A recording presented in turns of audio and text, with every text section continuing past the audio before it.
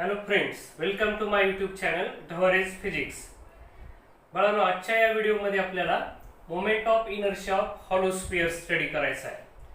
लास्टच्या म्हणजे कालच्या व्हिडिओमध्ये आपण moment of inertia of rectangle काढला, त्याच्या आधी रॉड काढला, त्याच्या आधी डिस्कचा एमआय काढला आणि त्याच्या आधी रिंगचा एमआय काढला.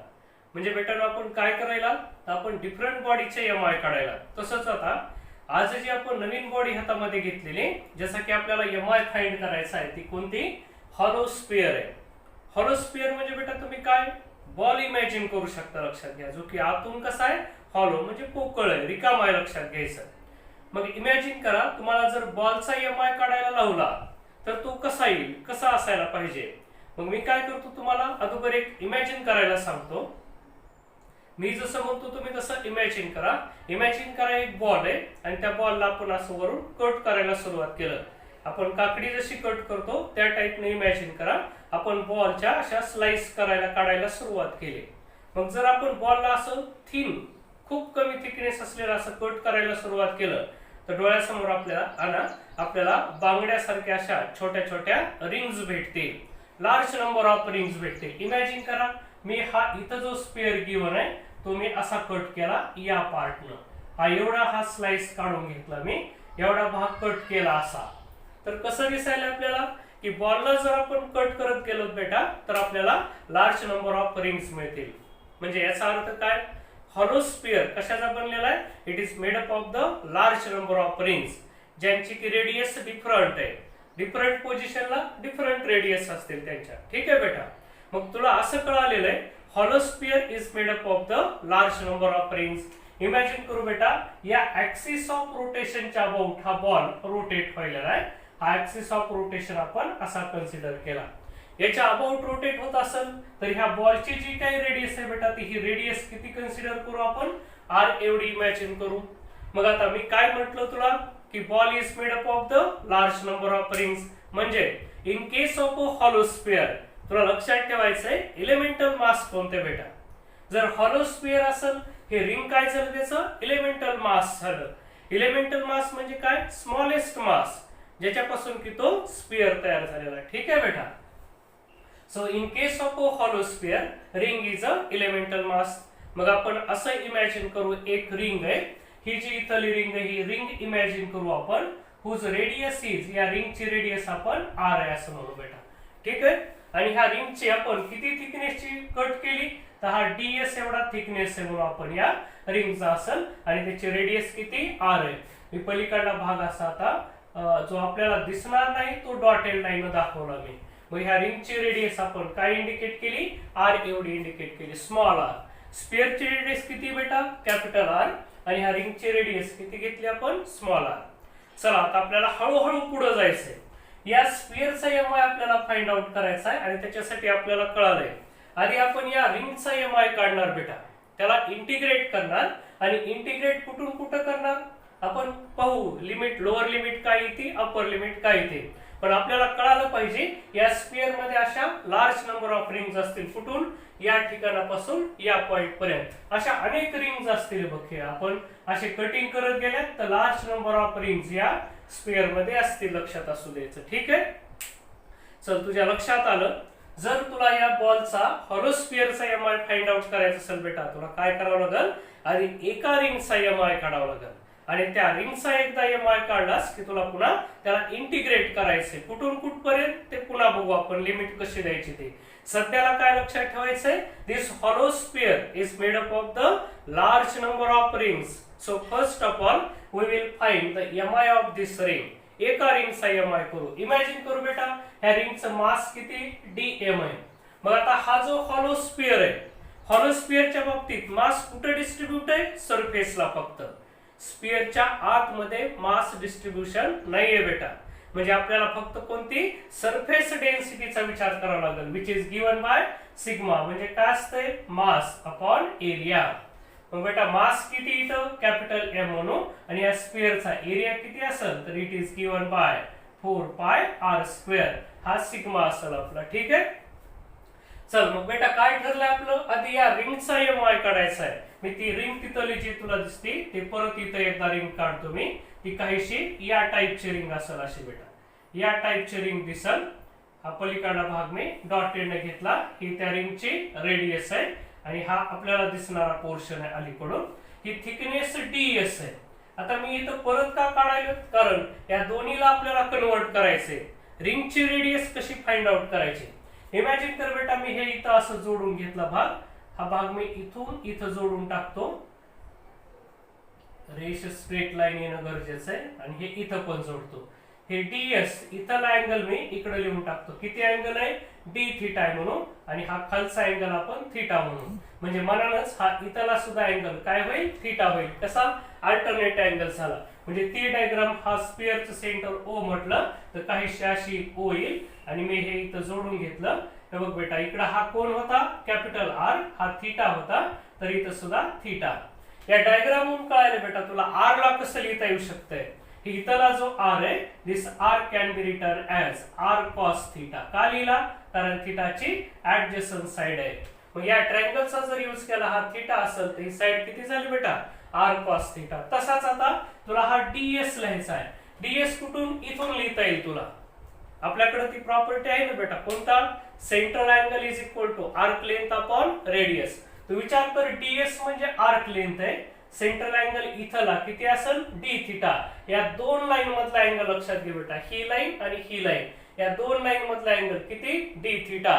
सो d थीटा कसा लिहिता येईल, आर्क लेंथ अपॉन रेडियस. मग ही रेडियस ही r आहे, म्हणजे हे सुद्धा rच आहे.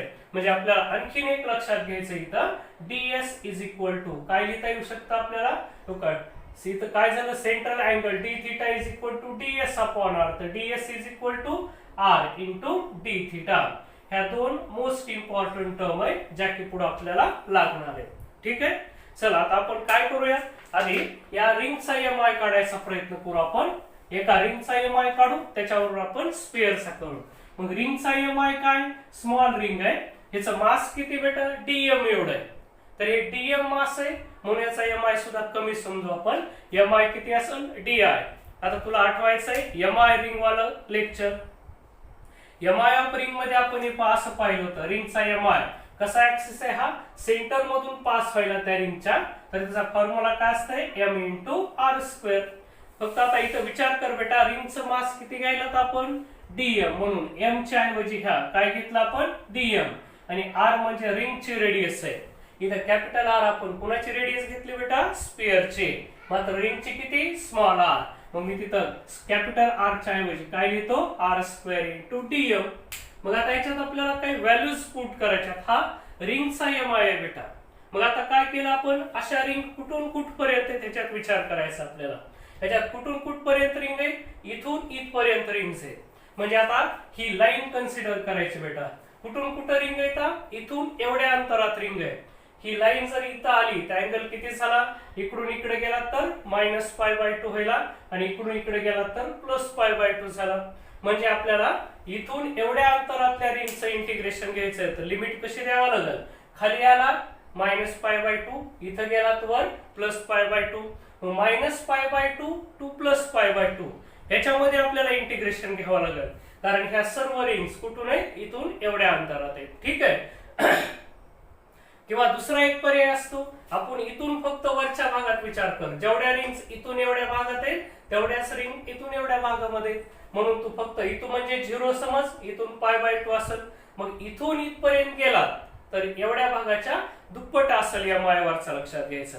मग तुला जर टोटल एमआय काढायचा स्फिअरचा तर तू इंटिग्रेशन घेऊ शकतो बेटा. कुठून कुठं, 0 टू π/2. पण 0 टू π/2 घेतलंस तरी तर तुला हे 2 लिहावे लागते. 2 का आले, कारण 0 टू π/2 म्हणजे फक्त इथून एवढ्या भागातल्या, म्हणजे एवढ्या भागातल्या रिंगचा विचार करायला. मग एवढ्या भागात जेवढ्या रिंग्स आहेत तेवढ्याच एवढ्या भागामध्ये रिंग्स आहेत. म्हणजे ह्या स्फिअरचा एमआय काय असेल, इथून वरच्या भागाचा विचार केला तर त्याच्या दुप्पट असेल. म्हणून हे ट्वाइस इंटिग्रेशन 0 टू π/2. पण कुणाचं घ्यायचं, या di चं घ्यायचं. चल बेटा मी याची व्हॅल्यू पुट करतो इथं. हे 2 इंटू इंटिग्रेशन 0 टू π/2 di म्हणजे कोण आहे, m इंटू आर स्क्वेअर. बघ बेटा आता इथं कसं आहे, व्हेरिएबल m आणि दुसरं r आहे. मग आता आपल्याला काय करायचंय, ह्या आर ला पण कन्वर्ट करावं लागणार आहे, डीएम ला पण कन्वर्ट करावं लागणार आहे. मी डीएम ची व्हॅल्यू कशी पुट करतो बेटा बघ, मी डीएम कसं लिहिलं ते हे तुला कळायला पाहिजे. But DM is equal to sigma into, इथं लक्ष दे व्यवस्थित हा, डीएम म्हणजे कोण आहे, या रिंगचं मास आहे. मग मी कुठून काढणार, याची मदत घेणार नाही. ओके, एम च्या ठिकाणी डीएम आणि ए च्या ठिकाणी या रिंगचा एरिया घेणार. हे कुणासाठी बेटा, होल स्फिअर साठी. रिंग साठी कसं येईल, sigma into A dash. A dash म्हणजे काय, त्या रिंगचा सरफेस एरिया. राहिला प्रश्न आता या रिंगचा सरफेस एरिया कसा काढायचा. पुन्हा आपली ती पूर्वीची आयडिया. इमॅजिन कर ही रिंग आपण ब्रेक केली, ही रिंग तोडली आणि अशी जी गोल रिंग आहे ती तोडली आणि सरळ बनवली. सरळ बनवली तर आपली ही रिंग अशी स्ट्रेट होईल, या टाइपनं अशी स्ट्रेट रिंग झाली, अशी असेल. ही जी रिंगची लांबी बेटा ही असेल 2πr, म्हणजे इक्वल टू त्याचा सर्कम्फरन्स एवढी लांबी होईल. आणि हा जो थिकनेस आहे किती झाला, ds एवढा. मग ह्या रिंगचा एरिया कसा येईल, हे 2πr मल्टिप्लाइड बाय थिकनेस किती, ts. हे लांबी समजा, याला रुंदी. It is the length and it is breadth असेल. Length multiplied by breadth. म्हणून मी इथं त्या रिंगचा सरफेस एरिया असा घेतो, this dm is equal to sigma into A dash means काय, 2πr इंटू ds असा असेल बेटा. ठीक आहे, चला हा एरिया काढला आणि तुमच्या पण लक्षात आला 2πr. r कसा घ्यावा लागेल इथं, स्मॉल असेल, कारण रिंगचं रेडियस किती, स्मॉल r आहे. म्हणून 2πr मल्टिप्लाइड बाय काय असेल, ds असेल. परत मी याला असं लिहितोय 2π सिग्मा इंटू, किंवा मी ही व्हॅल्यू वर इथं पुट करतो. कशी होईल, हे i is equal to 2 integration 0 to pi by 2 dm म्हणजे sigma into 2πr into ds, आणि तिथले आधीचेच काय असतील बेटा, r स्क्वेअर असतील. चला मी याला जे जे कॉन्स्टंट आहेत ते बाहेर घेतो. हे 2 सिग्मा कॉन्स्टंट बाहेर आला, 2π सुद्धा कॉन्स्टंट बाहेर आला, 0 टू पाय बाय 2 हा r, इथला r आणि हा r काय होईल, r क्यूब इंटू ds. चला बेटा परत याला इंटिग्रेट करता येत नाही, हा s आहे आणि हा r आहे, परत याला इंटिग्रेट करू शकत नाही. मग आणखीन काय मार्ग आहे का पाहू आपण. r कसा आहे, r म्हणजे रेडियस ऑफ रिंग आहे बेटा. r ला कसं लिहिता येतं, मी इथं लिहून ठेवलंय कसं, r cos θ. चला मग मी याच्या व्हॅल्यू पुट करतो. हे 2 इंटू सिग्मा, हे 2 इंटू 2 किती झाले बेटा, हे sigma into 4π integration 0 to pi by 2. ह्या r क्यूब ला आपल्याला काय लिहिता येईल, इथून लिहिलं तर कसं लिहिता येईल, हे r cube into cos cube theta. r च्या ठिकाणी r cos θ, तर हे r क्यूब म्हणजे r cube cos cube theta into ds. बेटा बघ ds ला आपण कसं लिहिलंय, ds कुठं लिहून ठेवलं आपण, इथं लिहिलंय r इंटू d थीटा. हा इथला ds आहे, r इंटू d थीटा. कसा लिहिला लक्षात येईल का, तो काय आहे, ds साठी central angle d theta, r into d theta असा काढला आपण तो. ठीक आहे, मग तो मी इथं पुट करतो r into d theta. So I is equal to काय काय आलं बेटा बघितलं, 4π sigma integration 0 to pi by 2. परत इथले काय हे r क्यूब, r म्हणजे काय, radius of sphere. Radius of sphere is again constant आहे, म्हणून हा r क्यूब सुद्धा इंटिग्रेशनच्या बाहेर r cube integration 0 to pi by 2 into cos cube theta into d theta. आता बेटा हे थोडंसं मॅथ्स मधला पार्ट आहे, ह्याचं इंटिग्रेशन कसं काढायचं ते मी इकडे सेपरेट सोडून दाखवतो आणि मी ते इंटिग्रेशनची व्हॅल्यू इथं पुट करतो, म्हणजे आपल्याला स्फिअरचा m आहे. मी आता कुठं काढतो, तर या ठिकाणी काढून घेलो मी. इंटिग्रेशन काढायचंय मला कशाचं, cos cube theta into d theta. थोडा मॅथ्स मधला पार्ट आहे. इंटिग्रेशनचा आपल्याला रूल करायचा, यूज करायचा आहे. आणि कोणती मेथड यूज करायची, सबस्टिट्यूशन मेथड. ज्या ज्या लोकांचं मॅथमॅटिक्स असेल बेटा त्या लोकांसाठी हे इंटिग्रेशन काढणं अतिशय सोपं आहे, पण ज्यांच्यासाठी नाही त्यांनी फक्त हे डेरिव्हेशन बघा मी कसं सॉल्व्ह करतोय. बोर्ड आपल्याला हे डेरिव्हेशन बिलकुल विचारणार नाही. तुम्ही जर बोर्डाचं पुस्तक उघडलं बेटा तर तुम्हाला दिसल बोर्डाच्या पुस्तकामध्ये हे फक्त फॉर्म्युले दिले डायरेक्ट शेवटच्या पेजवरती. हे डेरिव्हेशन तुम्हाला नाही, फक्त चांगले कळावे या हेतूने मी घेत आहे. म्हणून हे इंटिग्रेशन मॅथ्स मधलंय. इंटिग्रेशन मध्ये एक सबस्टिट्यूशन मेथड असते बेटा, त्याचा यूज करून हे इंटिग्रेशन सॉल्व्ह करता येतं. मग आता integration by substitution method me solve करून दाखवलंय. बघा बेटा याला असं लिहिता येऊ शकतं, हे cos square theta into cos theta into d theta. Common सेन्सचा पार्ट आहे. क्यूबला आपण स्क्वेअर इंटू कॉस थिटा लिहिलं. आता असं का लिहिलं बेटा? या कॉस स्क्वेअर थिटाला 1 minus sine square theta into cos theta into d theta लिहू शकतो. आता असं का लिहिलं? मॅथ्स वाल्या लोकांना हे पाठ असतं बेटा, पण ज्यांचं मॅथ्स नाही ते लोक अत्यंत परेशान होतात. मॅथ्स वाल्या लोकांना माहिती साइन थिटाचा डेरिव्हेटिव्ह कोण आहे? Cos theta. मॅथमॅटिक्स मधले ऍडजस्टमेंट त्यांना येतात, फक्त ज्यांचं मॅथ्स नाही त्या लोकांसाठी ही थोडीशी परेशानी. मग आता मी काय केलं, मला कळायलंय साइन थिटाचा डेरिव्हेटिव्ह कॉस थिटा आहे, म्हणून आता मी इथं काय पुट करतो बेटा? असं म्हणतो put sine theta is equal to T put करा. म्हणजे ह्याचा डेरिव्हेटिव्ह घेतला विथ रिस्पेक्ट टू काय केलं? थिटा आपण डेरिव्हेटिव्ह घेतला, तर साइन थिटाचा येईल कॉस थिटा, टी चा येईल D T upon D theta. आणि बेटा डी थिटा इकडे जर पळवला तर cos theta into d theta याला काय पुट करू शकतो आपण? डी टी पुट करू शकतो. हे आणायचं होतं आपल्याला. मग बघा आता वरच्या इंटिग्रेशन मध्ये मी पुट करतो आय हे 1 मायनस टी स्क्वेअर आणि कॉस थिटा इंटू डी थिटाला मी काय म्हणू शकतोय? D T. कुठं? इथं आलंय बेटा. मी चला इथं त्या व्हॅल्यूज पुट केल्या. आता हे इंटिग्रेशन सॉल्व्ह करतो. डी टी ने मल्टिप्लाय करा, असं येईल. इंटिग्रेशन सेपरेट केलं तर D T minus T square into D T. काय केलं मी? इथून ब्रेक केलं, एका इंटिग्रेशनचे दोन इंटिग्रेशन केले. चला डीटीचं इंटिग्रेशन टी असेल आणि टी स्क्वेअरचं असेल टी क्यूब अपॉन 3 असं असेल. चला टी म्हणजे आपला ऍक्च्युअली टी नाही, टी म्हणजे कोण आहे? Sine theta. याचं इंटिग्रेशन असं आलं हे साइन क्यूब थिटा किंवा साइन थिटाचा क्यूब डिवायडेड बाय 3 असं असेल. मग आता फक्त हे काय इंटिग्रेशनचा हा सेपरेट पार्ट आहे बेटा, याचा आपल्या भागाशी काही संबंध नाही. फक्त मला तुम्हाला सांगायचं की हा मॅथ्स मधला पार्ट आहे. इंटिग्रेट केलं तर ह्याचं इंटिग्रेशन असं येतं. मग मी ते इंटिग्रेशन इथं पुट करायला कसं कसं येऊ शकतं? इथं हे आय इज इक्वल टू 4 पाय. मी सिग्माची व्हॅल्यू पुट करू शकतो बेटा इथं. कुठून? योग सिग्मा इथं लिहिला m अपॉन 4 पाय r square. So sigma can be written as m upon 4 पाय r स्क्वेअर इंटू हा r cube as it is असेल. परत हे इंटिग्रेशन मला इथं मिळालं असं लिहितो मी. काय इंटिग्रेशन आहे? साइन थिटा मायनस हे साइन थिटाचा क्यूब डिवायडेड बाय 3 असेल. आणि ह्याची लोअर लिमिट 0 आहे, अप्पर लिमिट किती? Pi by 2. ठीक आहे बेटा. आता थोडंसं काम राहिलं आपलं. काय राहिलंय? फक्त व्हॅल्यू पुट करायच्या. दिस 4 पाय गेट कॅन्सल. हे r स्क्वेअर आणि हा क्यूब गेट कॅन्सल होईल इथं सुद्धा. हा r क्यूब जर कॅन्सल झाला, r क्यूबच येतं का बेटा इथं? बघा बरं. या r ची व्हॅल्यू बरोबर आणली का आपण इथं? r हा r cube cos square theta, हा क्यूब आणि हा किती होईल? हा की 4 पॉवर असेल. r ची पॉवर इथं 4 असेल म्हणजे 2 शिल्लक राहिले. मग चला मी आता शिल्लक राहिलेला भाग हे इंटिग्रेशन कळालं सर्वांना? नोट करून ठेवा. हे मी हे कॅन्सल करून टाकतो कारण हा आपल्या इंटिग्रेशनचा भाग नाही. फक्त याला इंटिग्रेट केलं की असं येतं. कसं येतं ते कळायला मी तुम्हाला इथं मेथड सांगितली. तसं बेटा मी लवकरच मॅथमॅटिक्सचे व्हिडिओ आणायला तुमच्यासाठी. मुद्दाम 12वीचं मॅथमॅटिक्स पार्ट 1 आणि पार्ट 2 दोन्ही व्हिडिओ तुम्हाला मिळणार आहेत. लवकरच मी ते मॅथ्सचे सुद्धा सुरू करणार आहे. तात्पुरतं तुमच्या माहितीसाठी मी तुम्हाला सांगितलं की याचं इंटिग्रेशन असं असतं. तर हे कसं आलंय ते इथं नोट करून ठेवा. चला मी हे कॅन्सल करतो एवढा भाग, कारण आपला डेरिव्हेशनचा पार्ट नाही हा.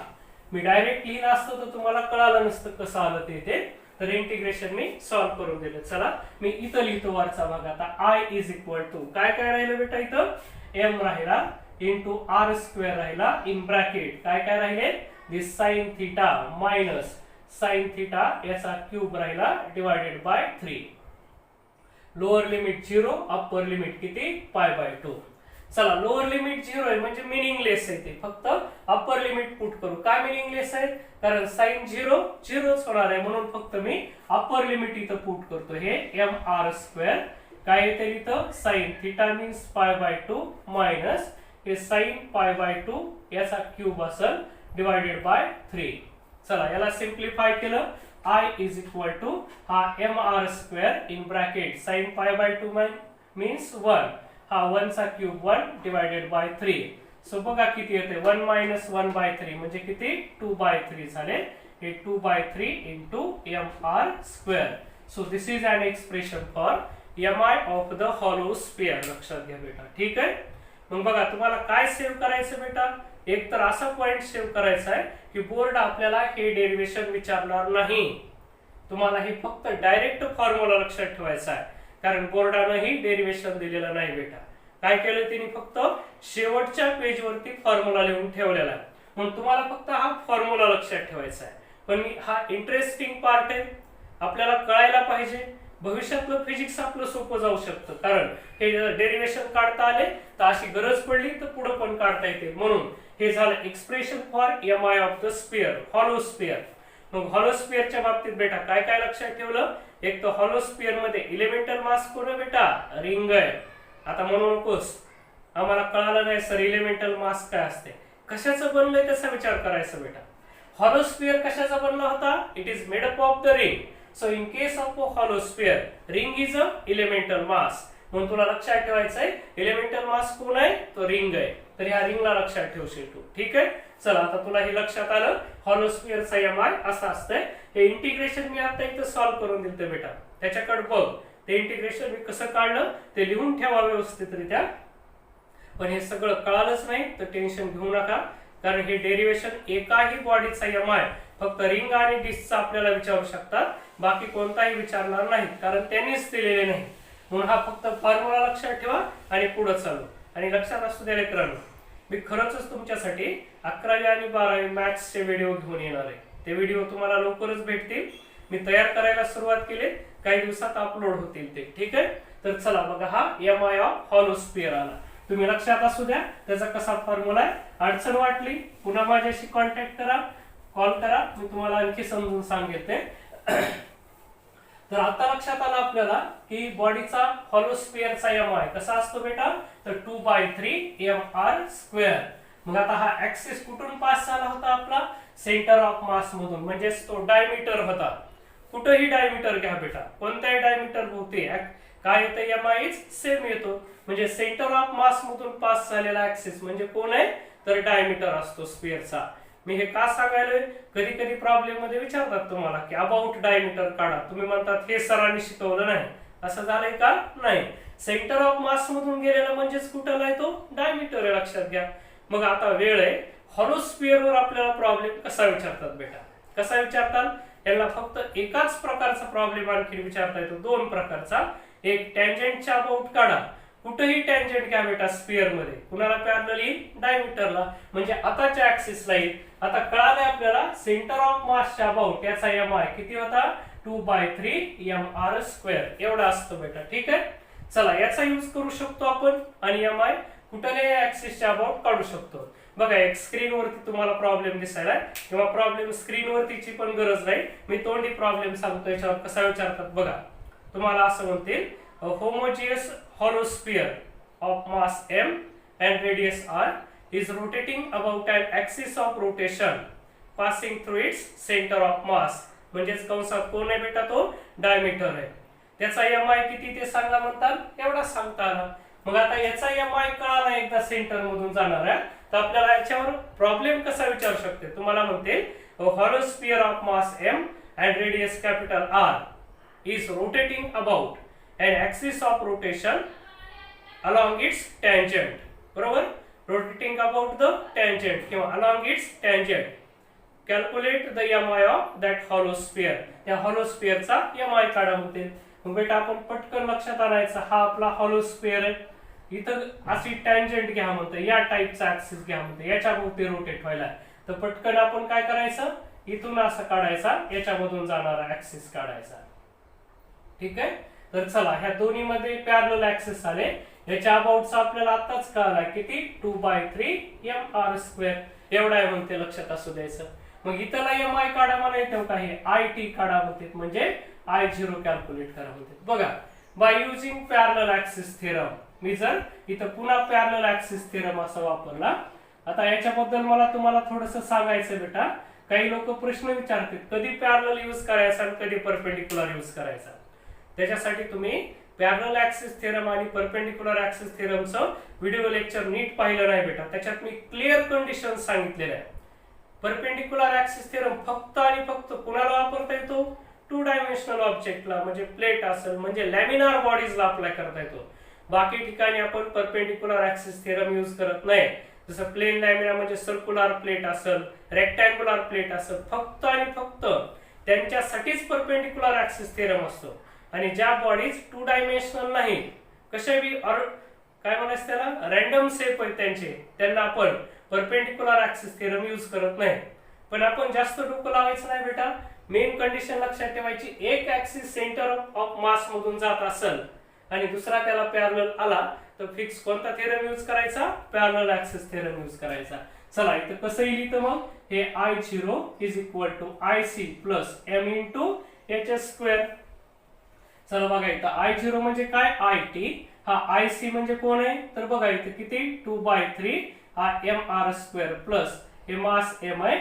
h म्हणजे दोन्ही मधलं परपेंडिक्युलर डिस्टन्स बेटा किती r एवढे. सो इट इज काय आले mr². बघा याला सिंपलीफाय करा, 3 + 2 किती आले 5/3 mr² असं येईल. हे झाला mi of hollow sphere about the tangent. ठीक आहे. चला आणखीन कसं प्रॉब्लेम विचारतील बेटा, इथं मधात कुठंतरी ऍक्सिस देतील तुम्हाला, पुन्हा तेच असेल. बघा मी पुढचा प्रॉब्लेम वाचायला लागलोय तुमच्या माहितीसाठी. काय केलं तुम्हाला असं म्हणतील, hollow sphere of mass capital M and radius capital R is rotating above an axis of rotation which is passing through the point at a distance r/2 from the center of sphere. म्हणजे काय सांगितलं तुम्हाला, तो हा sphere आहे आणि हे त्याचं सेंटर आहे आणि सांगतील तुम्हाला ही जर रेडियस असेल तर हा ऍक्सिस इथून पास व्हायला म्हणते, या ठिकाणून इथून पास व्हायला. डिस्टन्स किती बेटा r/2 फ्रॉम सेंटर पासून r/2. तर हा इथला माहिती आहे परत तुम्हाला IC is equal to 2/3 mr² असतो आणि इथला I0 काढा म्हणते. मग तुम्हाला h तर कळाला बेटा, इथं h किती r/2. मग या प्रॉब्लेमचा आन्सर तुम्ही काढायचं बेटा. तुम्हाला मग हे ऍक्सिस कुठेही अंतरावर देऊ शकते, r/2 r/3 r/4 असे अनेक प्रॉब्लेम्स तयार होऊ शकतात. ते तुम्हाला सॉल्व्ह करता येईल, फक्त ऍक्सिसचं डिस्टन्स फिक्स करा. मग आता मी अपेक्षा करतो की हा प्रॉब्लेम तुम्ही तुम्हाला सॉल्व्ह करता यायलाच पाहिजे. ठीक आहे बेटा. आजच्या व्हिडिओमध्ये एवढंच पळालो. आपल्याला फक्त काय स्फिअर वाला प्रॉब्लेम पाहायचा होता, हॉलो स्फिअरचा MI काढायचा होता. उद्या आपण सॉलिड स्फिअरचा MI फाइंड करू. ठीक आहे. आज आपण थांबू.